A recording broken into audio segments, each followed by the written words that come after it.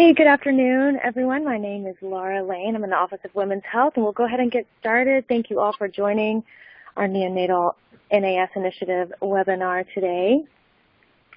So just a quick overview of the webinar. Heather Wyrick will present on implementing Eat, Sleep, and Console, and Dr. Deepa will share the template that Dr. Patel introduced on last month's webinar. It's a tool for you all to use to begin to formalize and share some of the work you're doing.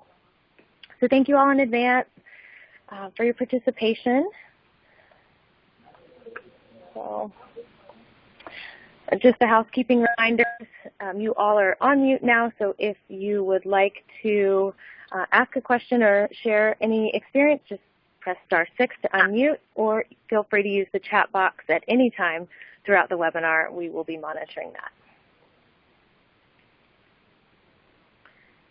So looking at the key driver diagram, the two micro lessons to watch for this month are number 10, which is non-pharmacologic strategies for symptom management, and number 11, it's the virtual video, The Birth Story. And that will help strengthen our initiatives, our interventions on the use of non-pharmacologic bundles of care. And it also ties in really well to next month's webinar when we'll look at non-pharmacologic management of the mother and infant diet.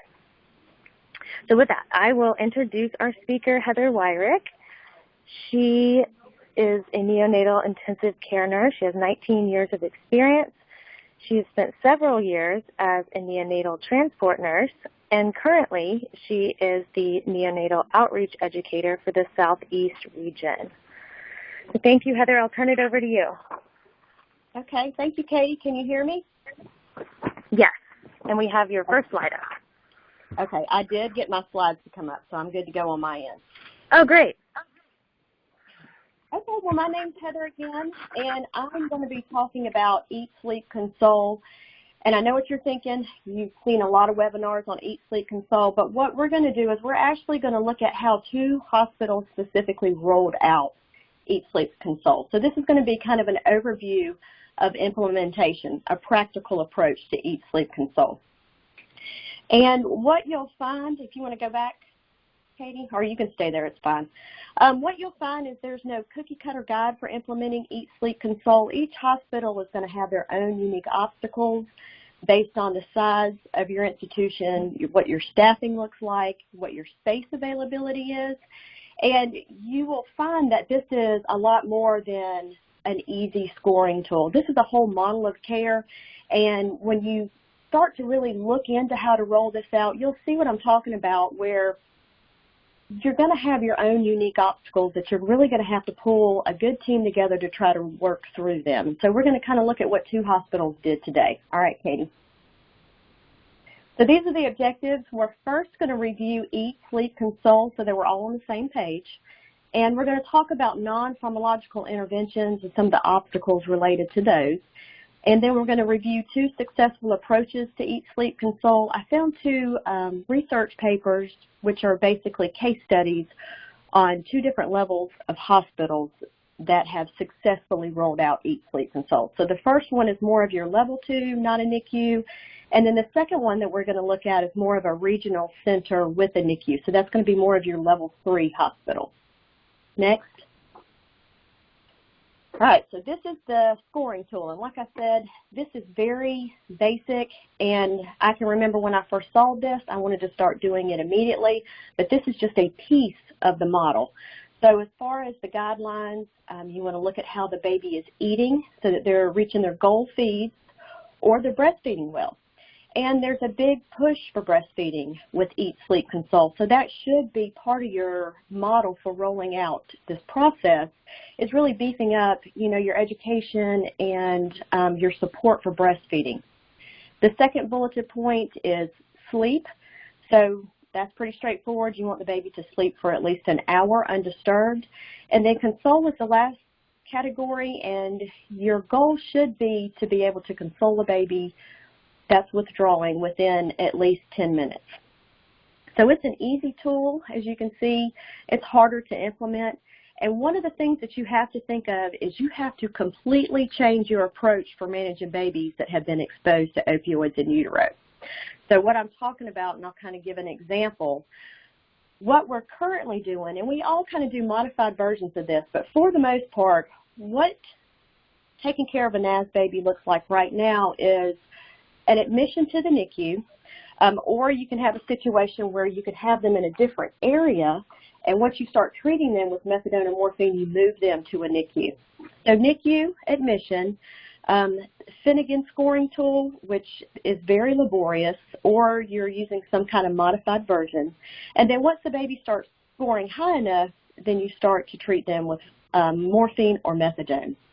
And you start a protocol. It involves a very long weaning process. So that's what we're currently looking at. When you move to Eat, Sleep, Console, what your goal should be is for a baby to not be admitted to the NICU, even if you have to treat them with morphine. And you really kind of have to retrain how you view these babies and how you take care of them, because you need to look at the family as the primary caregiver, not the nurse.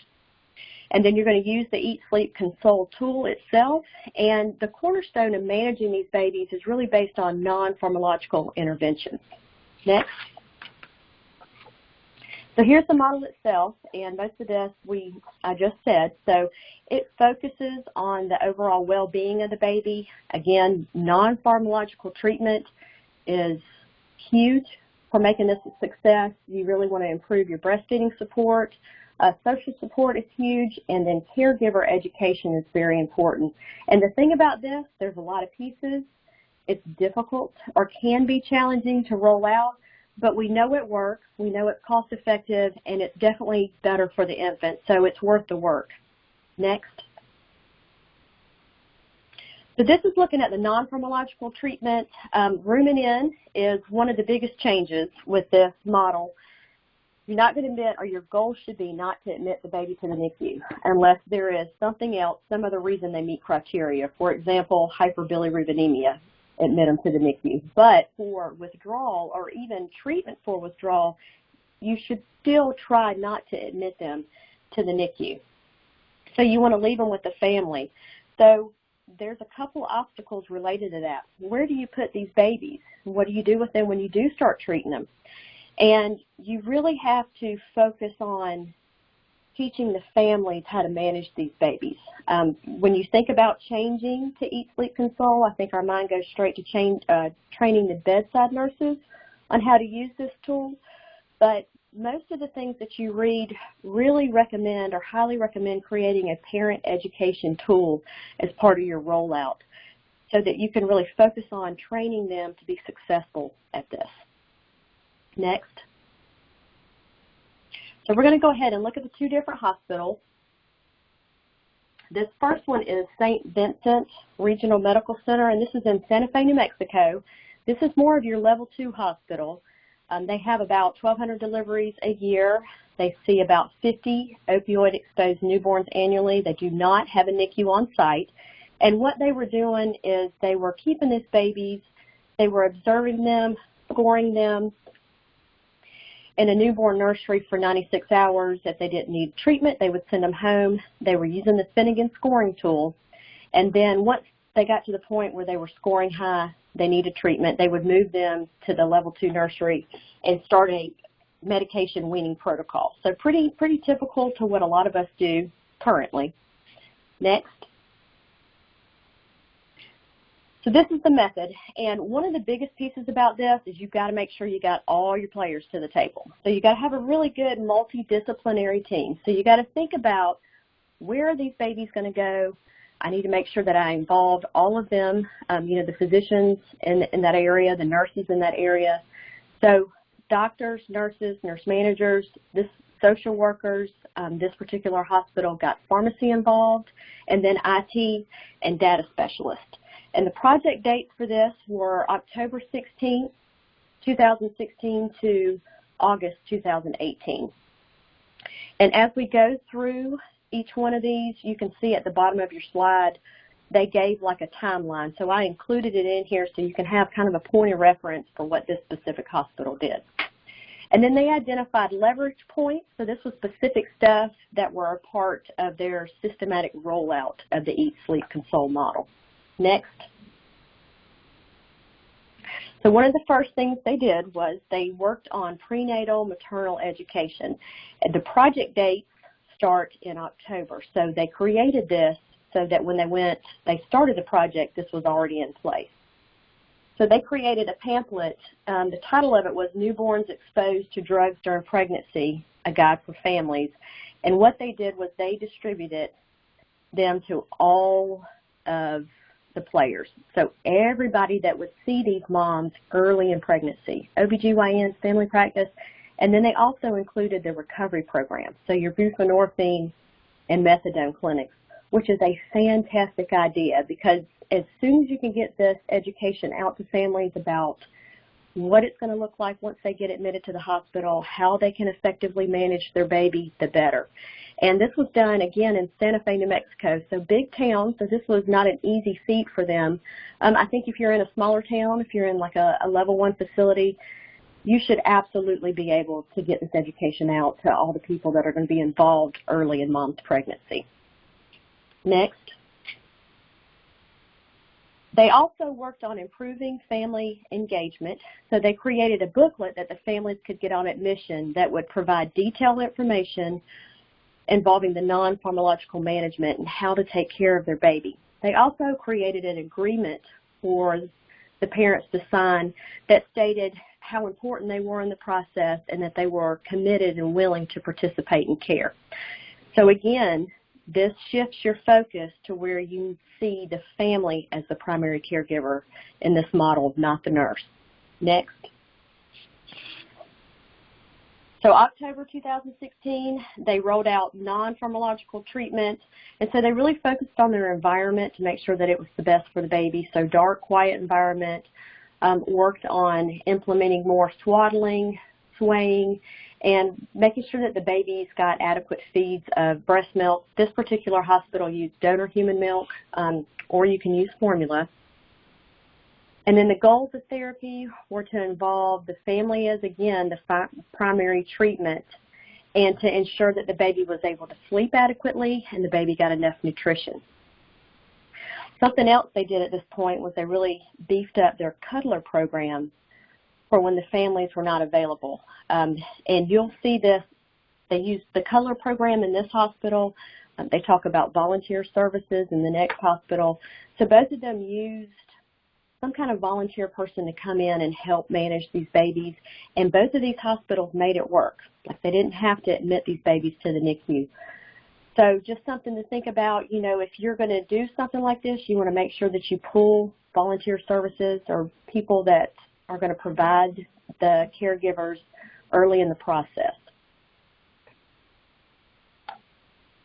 So provider education, you got to make sure that you teach everybody. Again, you don't want to just teach them the tool. You got to teach them the model. You got to teach them the train of thought for how to manage these babies. So provider education, they did this between October 2016 to May 2017, and they did education for the hospitalist. And what they did was they moved away from the nurseries and they started to put these babies on, like say where they would put a 2-month-old. So they decided an inpatient pediatric floor.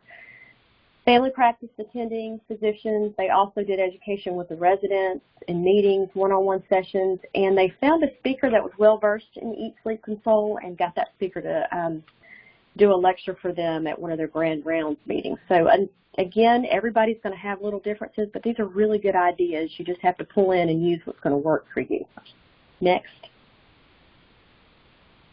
So March 2017, they changed the pharmacological management of these babies. So instead of going from a long weaning process to where you continually dose these babies every 3 hours or, you know, whatever your hospital's protocol is, to a one-time dose.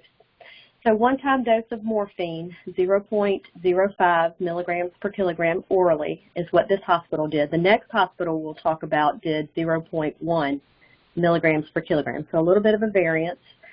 And the babies could receive the morphine every 3 hours, but it was not a standing order. The doctor had to be notified and had to write a order to specifically give the dose of morphine. So it's not a situation where you can continually give this baby morphine every 3 hours. And I think for rolling out this and changing this, that might not be a bad idea because we're so used to continually giving these babies doses that really shifting to where you have to reevaluate and get the physician involved every time you give a dose might help the transition better. They did not titrate their dose, and then they didn't use any secondary medications like clonidine or phenobarbital. Next.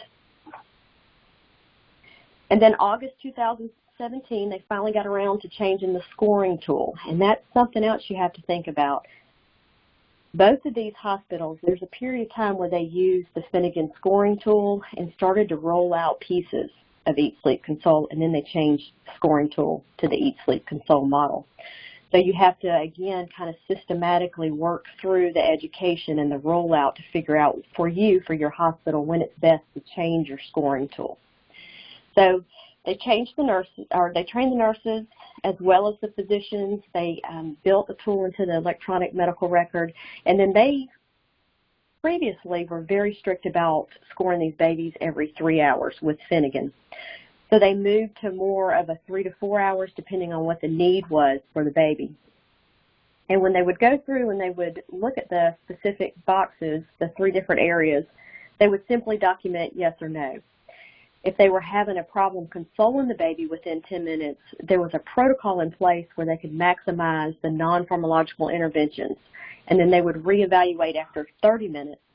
And at that point, if the baby was still inconsolable, they would notify the physician and get a one-time dose of morphine ordered.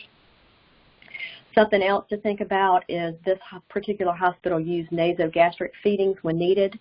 So if they had a baby where the baby was spitting, not tolerating taking a bottle, but you could put down a nasogastric tube and the baby would tolerate the feedings, they would go with that, and they would still leave the baby with the family. So again, you got to think about what area is going to feel comfortable with that situation.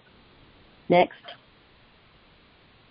So that's the overall rollout, and then this is the results. Just so you know, there were 81 babies in the initial group, and then after they converted to Eat, Sleep, Console, there were 100 babies, and these are the results.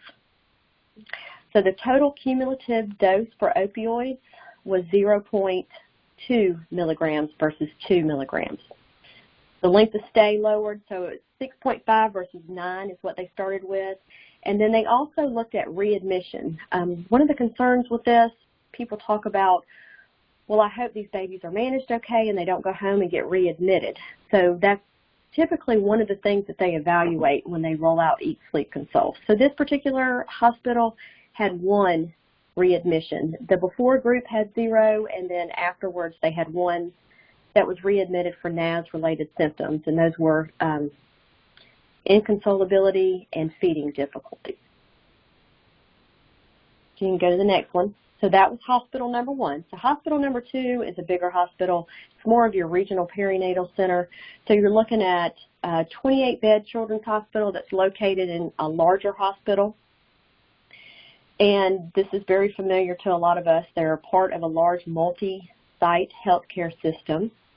They do have a NICU. They're a regional perinatal center, so they take transports from the outside. And what they were doing is they would observe a baby that they suspected or were suspicious or worried about them withdrawing. They admitted them to newborn nursery. They monitored them for 5 days. If they didn't show signs and symptoms of withdrawal, at that point they would discharge them. But if they started scoring high, they needed treatment, they would move them into the NICU. So that's what this hospital looks like, and I'll tell you, this is a big center. There's several different sites, and they've had great success with this. And they even, at the end of their article, said that they plan on having Eat, Sleep, Console rolled out to all of their facilities that touch a baby by the end of 2020. So they've had really good success with their rollout. Next. So this is their method. Their team's going to be a little bit more involved. They got everybody to the table they could think of. So pediatric hospital medicine, and again, what they decided to do was they admitted these babies to a general pediatric floor, an inpatient floor. So they had to involve pediatrics, they involved quality, neonatology, and then nursing. They did education on peds, NICU, and newborns. They also involved the administration, case management, again, volunteer services needs to be involved, child life, obstetrics, behavioral health, which is a fantastic idea because you got, a baby's a piece of this. You got to still, focus on mom and hopefully she stays in recovery. Family medicine, and then they involved the local health departments, which I think is a wonderful idea. These families spend time with the people at the health department for a much longer time than they do in the hospital with us. So getting them to the table to letting them know what's going on, how these babies are going to be managed, so that they can educate the parents on the front end is a fantastic idea if that's an option for you. So they held monthly meetings, and they decided on 2 main interventions. Now, there's several different things that were involved in each intervention, and we'll kind of look through those. And their project dates were March 2018 through February 2019. Next. So this was their first intervention. They wanted to change the care of the baby from the nursery to the inpatient floor or the pediatric floor. So again, this is another example. They started rolling out this model, but they were still using the Finnegan scoring tool. That was part of the second intervention, was changing the scoring tool. So again, just something to think about when you're making your plans to go to Eat, Sleep, Console. So they changed the location to the pediatric floor, and then they also, as part of this first intervention, created a package of tools. And they also kind of focused on what are we going to do after this family and this baby, what are we going to do with them after they get discharged. So they developed a process for the baby to be followed up in like a developmental clinic, and they also created a process for the family with behavioral health interventions. And then they, as a piece of this, they also had to do education for the pediatric nurses on the floor, and they educated them on the Finnegan scoring tool. So again, they used the Finnegan scoring tool for a while and even did education on it before they switched to using the other one. So they had to, like, piece by piece roll this out. Next. This is what the package of tools looked like. It didn't specifically put what was in each one of these checklists in the research paper, but, we all like to share stuff, so I'm sure, you could find it online or you could contact the hospital and get a copy of these. So in the package of tools they created, there was a social work screening tool. They also did a checklist for admission and discharge, and then they did a checklist for patients depending on whether they were born in-house or transferred from the outside area. Next.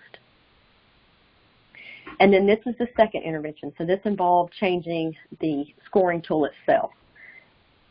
So they educated nurses and providers, and that included all areas. They even, you got to include pediatrics, you got to include neonatal. If they're going to be in a postpartum area or a newborn nursery, you got to educate those nurses too on how to use this tool and what this model is.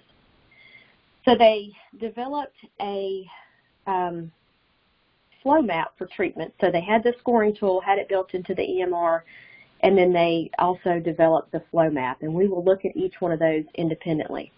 And then they did extensive education on non-pharmacological interventions. And I can't stress how important that is for making Eat, Sleep, Console successful. Another thing that they did as part of the second intervention is that they really encouraged family presence, and they started to use more volunteers when the caregivers were unavailable. Next. All right, so this is what the assessment looks like for them. And you'll see this looks a little bit different depending on which hospital you are in. Same main 3 areas, but sometimes the scoring's a little bit different. This one's pretty straightforward. You give a point for each yes. So can the baby eat effectively? Again, did they sleep for an hour consecutively? And can you console them within 10 minutes? So they built this into the EMR. Super easy to do this and score these babies. Next. And this is when it gets a little bit more complicated. So what do you do when you start treating them? How do you treat them? So this is what this specific hospital did. And Hospitals do, it's not all exactly the same. There's a little bit of variance. So they would score the baby, and if the baby scored a 1 or less, then they would give them a dose of morphine, 0.1 milligrams per kilogram PO. And then they would rescore them in 3 hours. So if the baby was awake, they would rescore like they had been, and then they would assess for the next dose. If they came back in and the baby was asleep, then what they would do is they would use the parents to give them feedback on what the baby had been doing for the last 3 hours to help them score the baby. And then depending on what they got, whether the baby was awake or asleep, what their assessment looked like, then that's going to move to the final bulleted point or circle at the bottom. So go to the next one. So this is all that's in that last circle. So this is the continued treatment plan. So give the baby a dose of morphine if you need to, reassess in 3 hours, and then if they're still scoring high, this is what you're going to do, or this is what the specific hospital does. If the score is better, then they don't give another dose of morphine. If the score is the same, the baby's having issues consoling, then what they'll do is they'll attempt 10 minutes of intervention, of non-pharmacological intervention. If they're successful, then they'll reassess at the next interval. If they're unsuccessful, then they'll go ahead and give morphine. If the score is worse, then they'll give another dose of morphine. And then they also added in, if they had 3 consecutive scores of 0, then what they did was they gave the baby the dose of morphine, but they also added in a dose of 1 microgram per kilogram of clonidine every 6 hours. And they placed the baby on NG feeds or gavage feeding. Again, they did all of this, and they left the baby with the family. They still didn't admit them to the NICU. So you have to think about all of that. Who's going to be comfortable? Is your nurse going to be comfortable taking care of these babies, or is there going to be extra education needed for managing them? And then something else that I meant to mention earlier with the last hospital is once they started treating them, they went ahead and put them on a monitor. So that might be something else that you have to think of is what is your availability with monitoring these babies in some of your inpatient areas. Next. So some of the strengths that they talked about afterwards they really weren't expecting is they really kind of started to view the mother-infant dyad as a single entity. So it shifted from really focusing on the baby to kind of focusing on caregiver-centered care. And then another unexpected strength that they found was it really changed the way that nurses felt about women that suffer from substance abuse disorders. So it softened that stigma that is associated with them. So what that did was is it helped, the nurse be more compassionate. It also helped the family be more trustful. So it, helped their relationship and just overall helped with the care and the outcome and the experience for the families. And before you go to the next one, I just want to tell you something real quickly.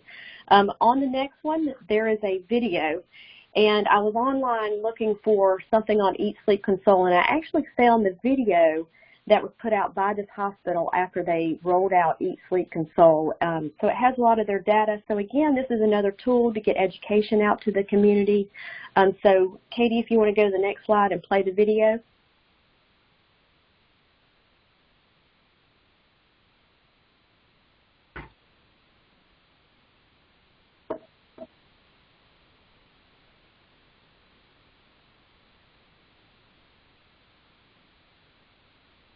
There you go.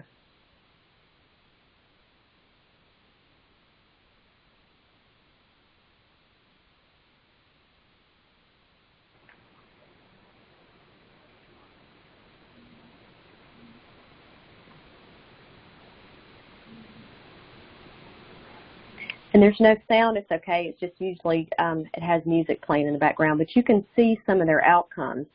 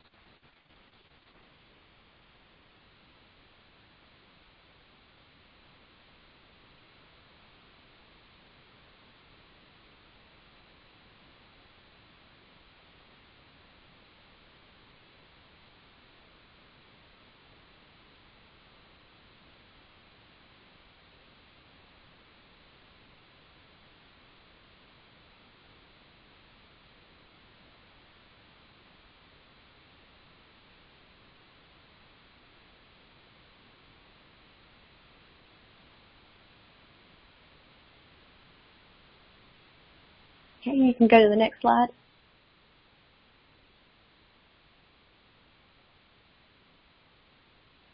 All right.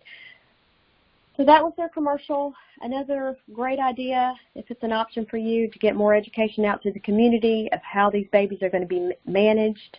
And these are the results. They had really good results. Decreased length of stay, 5.94 versus 11.77. They had a 48% reduction in cost per patient. The total per patient dose of morphine, 2.25 went down to 0.45 milligrams per kilogram, which was a 79% reduction. And they had 0 babies readmitted for NAS-related complications after the rollout. And there were 82 babies in this study. 49 were baseline, and then 33 were after the change to Eat, Sleep, Console. So again, you can see that you have really good results from this. If you want to go to the next slide.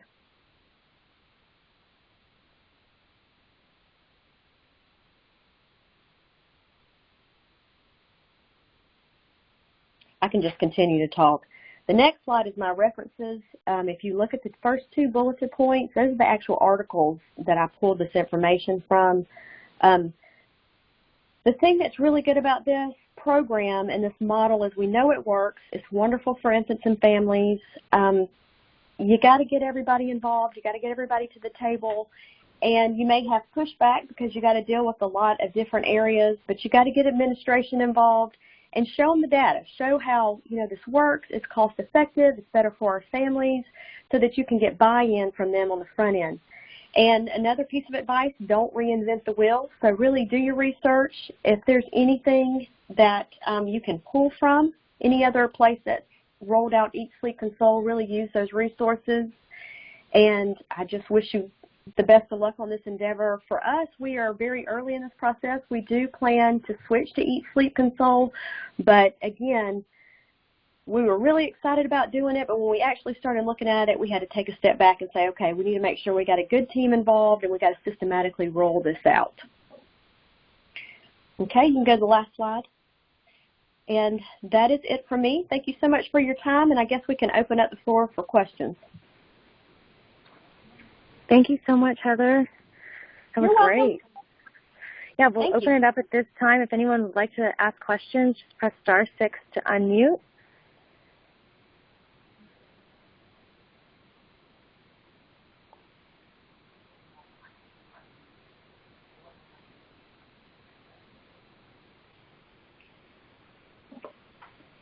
Okay.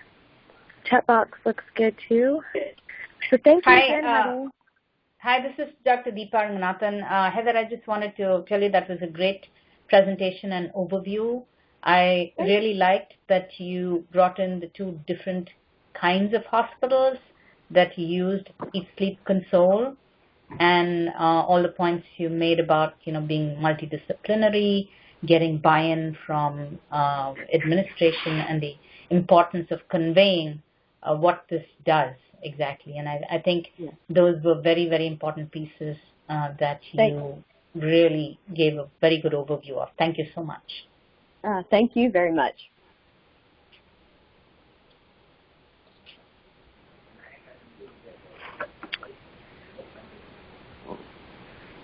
Okay, well, if there aren't any questions at this time, we will continue. Dr. Deepa is next. One more comment. Oh, sure, go ahead. One more comment. It's Dr. Levine. Thanks for your comment, Deepa. I think that presentation just shows that hospitals of any kind and any size can make ESC work and make it work effectively. I completely agree with you. That's what's important about that. Yep.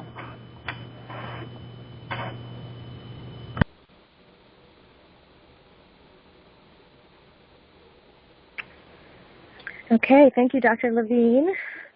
I'll introduce Dr. Deepa. She's a neonatologist.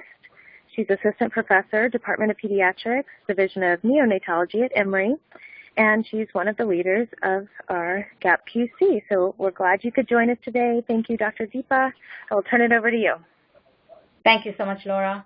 And I just want to say thanks again, Heather, for that really good overview of what Eat, Sleep, Console can do. I just, I hope all you teams are getting very excited about making your presentations at the annual meeting coming up in April very soon. I just, want to emphasize why this presentation that you do is so important, because it lets you articulate what you are doing, and it provides a forum for discussion, clarifications, and really to learn from one another. So I think that's why this presentation that you will be doing, each of you, will be really, really useful and beneficial. So just to start, I know Dr. Ravi had gone through the templates with you before, but I just want to recap again our model for improvement, because I think it's always useful to keep this in mind. And again, there are the 4 key components. What are we trying to accomplish? Our aim is the improvement based on what we are doing, the measurement, what changes result in this improvement, what is the process improvement tools that we're using, and finally, how do we test these? So the PDSA cycle. So to provide some guidance for your presentation, we will just go through the template. So these next few slides will serve as a template. You can have more or less for each section depending on how much you have done, are doing. But the important thing to do is to think about this QI project you're doing and present it systematically. So next slide, Laura. So just, the first thing you want to do is you insert your project title here. So you can use, if you have like a hospital specific slide, you can use that as a background or put it there so that, you want to showcase your particular institution or hospital. But you just want to put a name there so that everybody knows what it is you're doing. And you put the presenter's name and the hospital name here too. Next slide. So team, as is shown here, you can either put a picture or you can just call out the names. And again, this is important because like we had talked about before, you want a team, you want a kind of as much as possible, diversity, but you want to also acknowledge and showcase the team to kind of bring out the point that this is teamwork. So, putting a picture or putting the names really adds value. Next slide. So then to get down to the nitty-gritty now of what you're presenting. So the SMART aim, insert the SMART aim here. So, we had discussed and we'd shown you the template of a SMART aim, and we had gone through some of the SMART aims that you guys had presented. So just put that out here so that it follows the template. And the example he's given here is, what we're doing with NAS in the participating GaPQC hospitals. So you want to spell it out. Basically, you want to spell out your aim. You may have multiple aims related to different things that you're doing, like process, outcome, balancing, and patient family centered measures. But you want to really highlight the SMART aim first. I'm sorry, someone has a question? Cannot see slides. Okay. Laura, can you see what's happening there? Sure.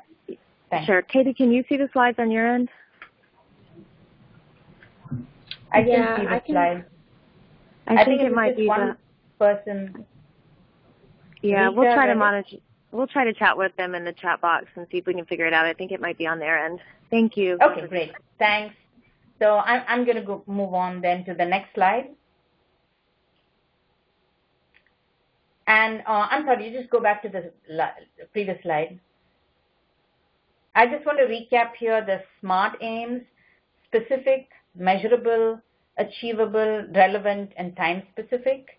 And the template is, we will increase or decrease what, then fill in the blank of what among the fill in the blank again of what population from X, which is the baseline, to Y, which is the goal, by specific time, so and so date. So that constitutes the SMART aims. Then next slide. So then here again, your key driver diagram is key because it, your key driver diagram relates your smart aims to the processes involved, your aim. So it relates to the processes involved and how it affects that particular aim. So it should reflect your hospital's smart aim and the drivers that you have looked at and that you plan to address. You should also include the interventions, which is the rightward arm, that you're considering to test and potentially implement. So even if you've not done it, you have to kind of display what you're going to be looking at. Okay. Next slide. So this is the example of the key an example of the key driver diagram that we've been using throughout. And just to show you this, you're correlating the aim with your primary drivers, showed in the middle section in green. And you can list all the interventions. It doesn't mean you're doing all of these interventions. You can highlight some things that you're doing. But you want to kind of show how you're correlating your smart aim with the drivers and the interventions. Next slide.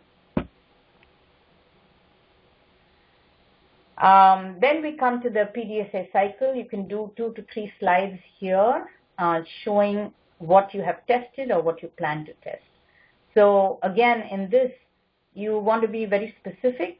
Did you look at 1 patient? Did you look at 5 patients? So what have you done, or what is your plan? And what was learned from what you did and what you decided to do? So the particular intervention that you thought would have an effect, so did it show an effect? Are you going to adopt it? Was it adapted? Or for some reason, did it have to be abandoned? So you just want to showcase, you want to present what's happening with your particular study. Next slide. And then the run chart, I think Dr. Patel went through this with you guys. I know he presented it. And again, you may not have enough data to do a run chart, but you really want to show some data. And we do have some data because the baseline data that I think Laura and Katie have shared with you from the GaPQC reports, you can just copy that from the Excel template to replace the one that is shown in the next slide. This is the run chart that Dr. Patel showed. Next slide, please. So this is the run chart that he showed for the length of stay. But if you don't have this data, you can just put the data that GaPQC sent that is relevant to what you're looking at. Next slide. And then I think this is a very important key slide because you want to highlight the barriers and learnings. And again, here you can put 1 or 2. Because as you are going through the process, there will be certain issues or problems that come up. And there are definitely going to be some things that you have learned. So again, it's important here to highlight that because, as I mentioned before, this is really about learning from one another. And so everything that you present that happened with you, it's going to be there's going to be some big takeaway for others who are listening. So it's important to use these slides, use this time and opportunity to kind of do some teaching, or just present what you learned and what barriers you had. Okay, because it's going to be very helpful to others and as we move along in the process. Next slide. Then acknowledgements. Someone may not have directly been involved as part of the team doing day-to-day things with the work, but you may have some champion administrator that really was helpful, or someone else who was helpful with either data or some other step of the way. And it's useful, and I think it's important to acknowledge them because again, that builds teamwork and team support. And next slide.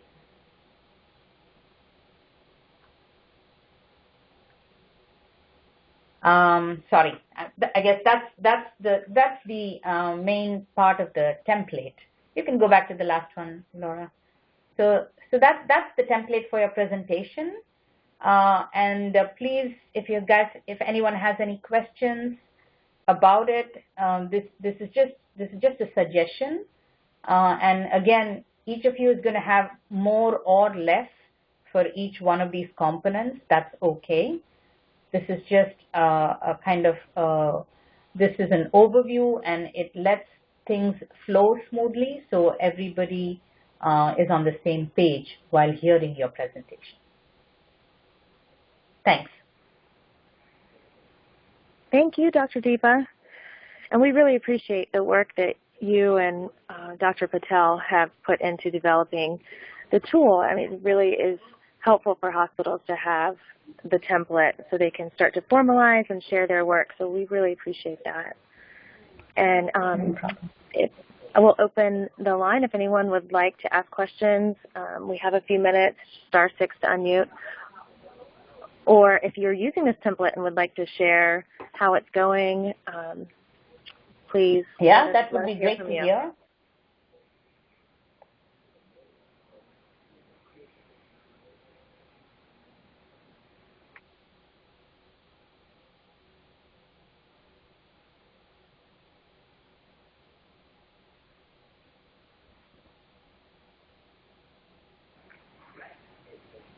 Okay.